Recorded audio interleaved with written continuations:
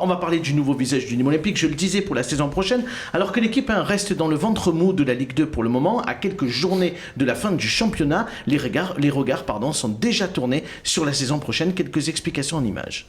Sauf catastrophe, Nîmes Olympique jouera bien en Ligue 2 la saison prochaine. À 8 journées de la fin du championnat, les Crocos ont besoin que d'une seule victoire pour atteindre la barre symbolique des 42 points. Acter au plus vite le maintien pour préparer ensuite la saison prochaine, telle est la volonté du nouveau coach Nicolas Usaï, venu dans le Gard pour s'inscrire dans la durée. Mais avec quelle équipe ? Cet été, le mercato estival s'annonce agité, notamment dans le sens des départs. Ce matin, c'est le défenseur Théo Saint-Luce qui a officialisé son départ à Montpellier. Comme le latéral, 8 joueurs sont en fin de contrat au 30 juin prochain. Plusieurs départs sont attendus, dont celui de Zinedine Ferrat, Gaëtan Paquiez, Pablo Martinez ou encore Anthony Briançon. 3 cadres de l'équipe pourraient aussi ne pas être prolongés. De plus, au moins 5 joueurs aspirent à jouer au plus haut niveau et bénéficient d'une certaine valeur marchande. Alors quel visage pour Nîmes Olympique la saison prochaine ? On en parle ce soir dans Bonsoir le Gard. Alors, une fois n'est pas coutume, d'habitude je donne la parole d'abord à nos sociétaires, mais on va profiter bien évidemment d'avoir le coach du Nîmes Olympique qui est avec nous pour lui poser directement la question sur le nouveau visage du Nîmes Olympique la saison prochaine. Ouais, c'est un énorme chantier, effectivement. Il y a beaucoup de départs qui sont prévus. Donc il faut s'y atteler. On s'y est déjà attelé durant le mercato d'hiver. Alors c'est difficile de se projeter sur la saison prochaine alors que celle-là est en cours et que justement il y a encore un objectif à atteindre. Mais il faut beaucoup réfléchir et être très attentif. Vous avez anticipé notamment le départ de Théo Saint-Luce puisqu'il y a Scotty Sadjout, vous l'aviez dit d'ailleurs, qui est arrivé pour 18 mois. Donc ça c'est déjà ça se matérialise aussi. Exactement, les arrivées de Scotty et de Mustapha Embo, c'était aussi justement pour se projeter sur la saison prochaine. Ce sont deux jeunes joueurs qui ont beaucoup de potentiel, donc il y a des axes de réflexion pratiquement à tous les postes, donc il faut être dans l'anticipation et travailler intelligemment. Alain, votre point de vue sur le nouveau visage ou le visage qu'on peut espérer l'année prochaine du Nîmes Olympique selon vous?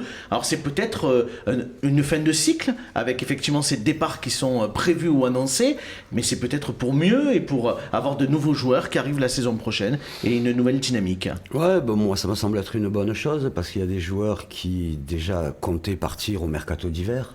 Donc ça devient une charge pour l'entraîneur, pour le club, déjà au départ, il y a ça. Et puis un visage nouveau comme Nicolas qui arrive au Nîmes Olympique, je pense qu'à un moment donné, il faut lui donner les clés, le recrutement et repartir tranquillement sur des bonnes bases. Parce que là, on s'aperçoit que les dernières saisons, c'est une catastrophe en termes sportifs. Le reste, on n'en parlera pas, mais on va rester que sur le sportif. Et c'est très bien qu'on ait quelqu'un qui arrive et qui a envie. Voilà, cette passion, cette envie, c'est ce qui fait, c'est les premiers mots. Dès qu'il a signé, monsieur Omar Belbé qui m'a téléphoné, qui m'a dit, là, il y a un guerrier.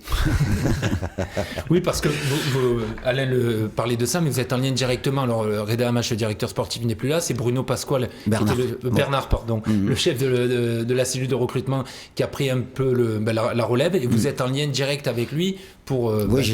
on échange au quotidien sur différents profils, sur les joueurs qui sont chez nous actuellement encore sous contrat, parce qu'il y a beaucoup aussi d'interrogations par rapport à des joueurs à qui il reste qu'un an de contrat, voire 2. Donc on sait qu'il y a beaucoup de velléités de départ. Donc ça, c'est quelque chose que moi je respecte, mais c'est pas évident parce que justement quand on parle de projet sportif, on a besoin d'avoir une identité. Et pour avoir une identité, on a besoin de joueurs qui sont attachés à ce qui va se passer dans le futur proche du Nîmes Olympique. Donc c'est trouver l'alchimie actuellement pour justement faire en sorte de se mettre à l'abri très rapidement, parce que c'est toujours l'objectif du jour, et puis en même temps avoir au club des joueurs qui ont envie de porter le maillot, quoi. C'est important. Corentin, je présume que ces paroles vous rassurent, et en même temps, sur le visage de la saison prochaine, qu'est-ce que vous espérez, vous ? Je pense je rejoins Alain et le coach Ouzaï là-dessus, c'est à mon avis, on a besoin de régénérer l'effectif. Il y a une fatigue mentale de ces 3 dernières années sur une partie du groupe. On sent qu'il y a des joueurs moins concernés maintenant. Il y a eu une année compliquée avec la Covid, on s'est sauvé au dernier moment. La saison dernière qui a été dure pour eux, la digestion de la Ligue 2. Il faut tourner la page avec la Ligue 2. On sent qu'il y a une partie d'effectif qui est aujourd'hui touchée là-dedans.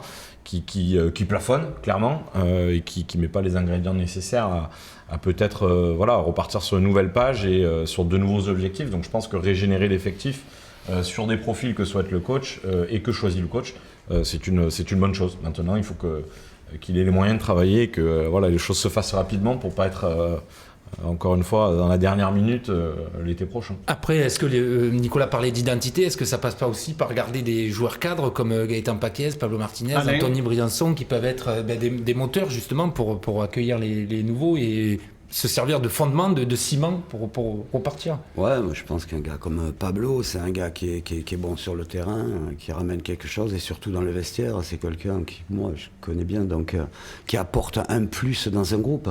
Quelqu'un comme ça, il faut pas le perdre. Il est de la région, et il a un âge où il peut apporter une certaine expérience à tous ces jeunes joueurs, peut apporter une stabilité. Ouais, je pense que c'est quelqu'un qu'il faudrait garder. Est-ce qu'on a les moyens de le garder ou pas? Est-ce qu'il a envie de continuer l'expérience? Ça, c'est autre chose. Mais c'est quelqu'un qui est important dans un groupe parce que il a toujours la patate, il est toujours en train de rigoler, que ce soit dans le vestiaire ou sur le terrain. Voilà, c'est un bon Oui, il y a une moteur. question aussi d'état d'esprit. Exactement. C'est l'état d'esprit aussi qui joue beaucoup, aussi, bien évidemment, on le sait. Absolument. Alain, sur les perspectives pour la saison prochaine, est-ce que selon vous, il faut vraiment faire table rase et reconstruire avec des nouveaux joueurs, quitte malheureusement à prendre aussi des joueurs qui sont très loin de Nîmes? Oui, bah oui, quand tu reconstruis, il faut reconstruire, il faut dégager ceux qui n'ont pas joué le jeu, ceux qui ne sont pas investis, ceux qui n'ont pas la passion du maillot, la passion du Nîmes Olympique. Un joueur qui a envie de partir, il faut le laisser partir. Il va, quoi qu'il arrive, à faire de la merde. Donc autant le laisser partir. C'est aussi l'intérêt financier du club quand même.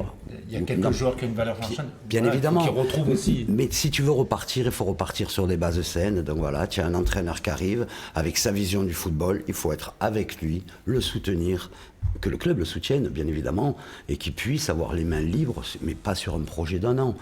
Aujourd'hui, il faut parler de 2, 3, 4, 5 ans. Voilà, il faut se donner les moyens. Et un projet de Ligue 2 ? Un projet de Ligue 2 sur les 3 prochaines années, où on peut espérer faire mieux? Moi, je pense que si tu veux reconstruire, déjà, il faut bien s'implanter sur la Ligue 2. Et la Ligue 2, aujourd'hui, quand tu regardes les noms des 6 premiers, c'est quand même des équipes costauds. Il faut aller se les taper. Hein. Voire des 10 premiers. Hein. Ah oui. Et puis l'objectif Ligue 2 viendra peut-être plus avec le nouveau stade. Après, je sais pas ce qu'en passe le coach. Ce qui va être important aussi, c'est qu'il faut savoir que l'année prochaine, la Ligue 2, il y a 4 descentes. Parce qu'il y a une refonte des championnats. Ça va être un championnat très, très compliqué. Donc, au-delà de se projeter, de parler de profil de joueur, il y a un joueur, moi, qui correspond tout à fait à ce que je connais du Nîmes Olympique. C'est Anto Briançon. Ce garçon-là, aujourd'hui, c'est le capitaine de l'équipe, mais c'est paradoxal, puisque moi, en tant qu'entraîneur, je ne peux pas l'utiliser. Il ne peut pas jouer, il est blessé. On rappelle qu'il est blessé depuis quasiment un an. Mais au-delà de ça, c'est quelqu'un qui est important au quotidien. Alors, on ne le voit pas, c'est vrai, effectivement, le week-end, on ne le voit pas aux Costières, on ne le voit pas en déplacement, mais c'est quelqu'un qui est dans la bienveillance absolue et qui est un capitaine avec beaucoup de valeur. Et l'idée de reconstruire sur un club, c'est aussi de s'inspirer des garçons comme ça, qui incarnent des valeurs au-delà du talent du joueur que l'on connaît tous. Mais aujourd'hui, il y a l'interrogation sur Anthony Briançon de ses capacités physiques, puisque ça fait 11 mois qu'il est éloigné, alors il espère jouer en fin de saison. Est-ce que vous allez pouvoir compter sur lui? Aujourd'hui, son évolution est bonne. Encore ce matin, la séance qu'il fait est intéressante. Les retours sont bons, que ce soit d'Aurélien ou du staff médical. Moi, j'espère vraiment pouvoir l'utiliser d'ici la fin de saison, voilà, pour qu'il puisse retrouver son intégrité physique. Et si vous voyez que physiquement il est dans le coup, vous allez pousser pour qu'il y ait une prolongation et qu'il soit... Après ça sera autre chose. Non, mais vous pouvez dire à votre président, j'ai envie de l'avoir. Bien sûr, mais très sincèrement, aujourd'hui, si Anto, on a le bonheur de le retrouver, qu'il retrouve son intégrité physique et qu'il vient à jouer et qu'il est sollicité derrière par d'autres clubs, c'est de toute façon unanimement tout le monde sera heureux pour lui, même s'il est amené à partir, parce que c'est quelqu'un qui est dans une période difficile, parce que c'est pas évident pour un compétiteur de pas jouer pendant presque un an, et il a un comportement exemplaire, exactement. Corentin, vous vouliez rajouter quelque chose sur le visage de la saison prochaine? Je peux caler dans ce sens-là, parce que c'est quand même le capitaine de ces 6 dernières années même, qui nous a porté, qui a porté vers la montée, qui fait partie de cette colonne vertébrale qu'on avait avec Renaud notamment. Et donc, l'idéal, je dirais, une charnière Pablo-Anthony l'année prochaine, j'ai envie de dire, on y va.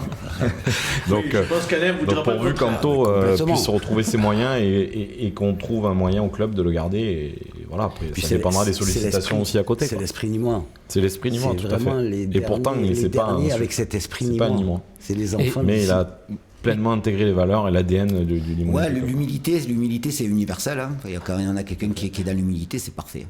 Après, l'interrogation aussi sur ce grand chamboulement qui se prépare, c'est que le Nîmes Olympique, les années où il y a eu un petit peu le ménage l'été, a pu compter sur les joueurs formés au club. Il y a moins de jeunes aujourd'hui. La source, c'était Tari. Le jeune Léon Delpech, le club l'a sollicité pour un contrat professionnel. Ça a du mal à se goupiller. Il devrait, c'est pas sûr qu'il reste au club et qu'il ait son premier contrat pro à Nîmes.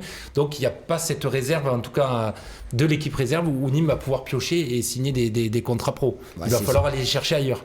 Effectivement, c'est plus difficile, mais il y a quand même des bons jeunes. Je pense à Enzo Philibert, je pense à Léo. Effectivement, aujourd'hui, il y a des discussions. Pierre Zaidan, que vous avez souvent en équipe première. Après, aujourd'hui, la réserve est en difficulté.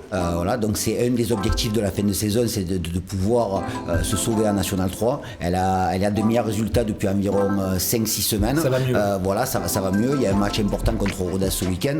Effectivement, pour espérer avoir des jeunes, idéalement, il faut que la réserve déjà joue en National 3. Et après, il y a des jeunes de qualité, mais il ne faut pas se mettre trop de pression sur les jeunes. C'est un processus, il faut les préparer. Et aujourd'hui, c'est pas à l'ordre. Mais c'est un réservoir qui peut être. C'est un réservoir qu'on est encore sur le terrain cet après-midi avec une séance de post-formation avec des 17, des 19. Il y a des garçons qui sont intéressants, mais il ne faut pas brûler les étapes. Donc ces garçons-là, ces jeunes-là, il faut toujours qu'ils soient encadrés par des joueurs d'expérience. Mais vous les surveillez quand même. On les surveille.